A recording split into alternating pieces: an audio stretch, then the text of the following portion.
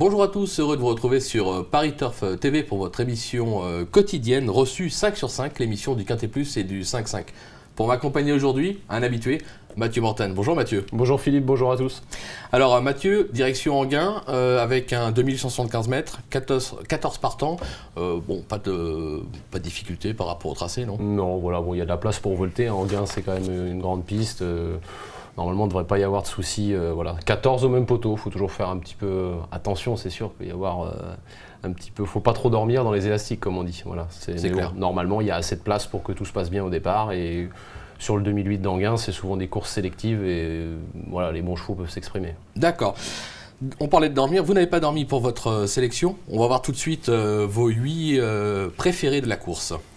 Alors, en tête le 2 Alderman, ensuite le 9 Alex the Winner, j'ai placé ensuite le 14 Alceste du Goutier, le 7 Vizir des Jacquets, le 10 Atout du Lair, le 13 Africaine de Fleurs, le 4 Anne Perrine et le 3 Act of Love.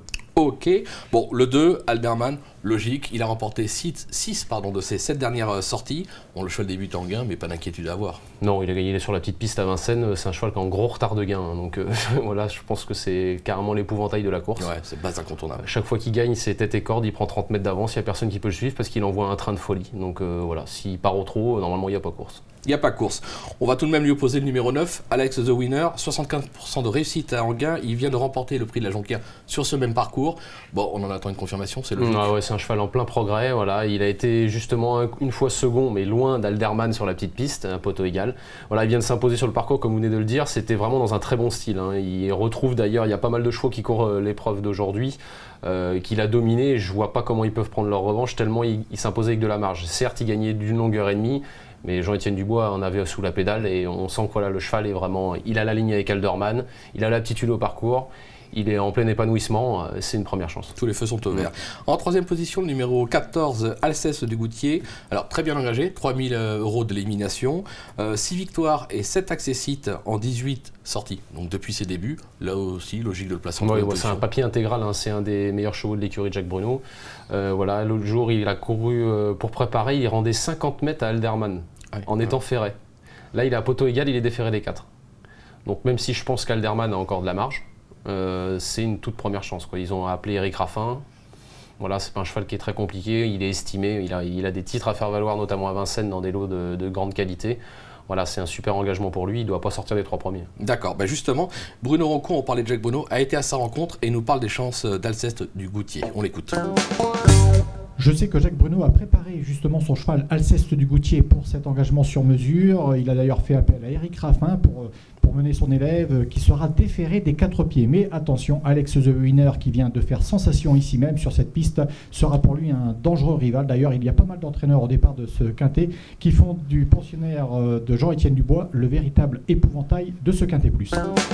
Bon ben voilà, rien à redire, tout était dit ou presque déjà par avance. Notre ami Bruno a peut-être oublié Alderman quand même. Oui, c'est vrai, Alderman quand même, faut s'en méfier, c'est vraiment la base incontournable. Voilà.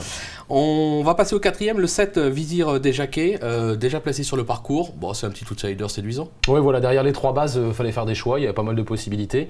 Vizir des Jacquets, donc du coup là il affronte les plus jeunes, mais c'est un cheval qui est quand même là, il vient de courir des sacrés lots sur le parcours Enghien. Et si on regarde bien ses chronos, il a marché 14-6 sur le parcours. C'est des courses, bon, Alderman, les 3 premiers sont capables de faire ce train-là, mais les autres, j'en suis pas sûr. Voilà, il sera déféré des postérieurs, contrairement à la dernière fois, où il était ferré. Il aurait pris une place sans sa faute, où il aurait été 3-4e, mais c'était très bien, dans une course qui roulait, qui marchait 13-8. Donc il était un petit peu fatigué, on n'a pas eu un parcours facile. C'est clair. Là, en étant déféré des postérieurs, je pense qu'il a tout à fait le droit de finir dans le quintet. D'accord, on va s'en méfier, on l'aura compris. En 5e position, le numéro 10, Atout du Lair. Alors lui aussi, comme Alex the Winner, 75% de réussite à Enghien. Et justement, c'était son dauphin dans le prix de la Jonquière. Donc, bah, logique, on ne peut pas l'écarter. Voilà, il est venu chercher, l'autre jour c'était la course visée, hein, voilà, Francan l'avait déféré des 4 pieds.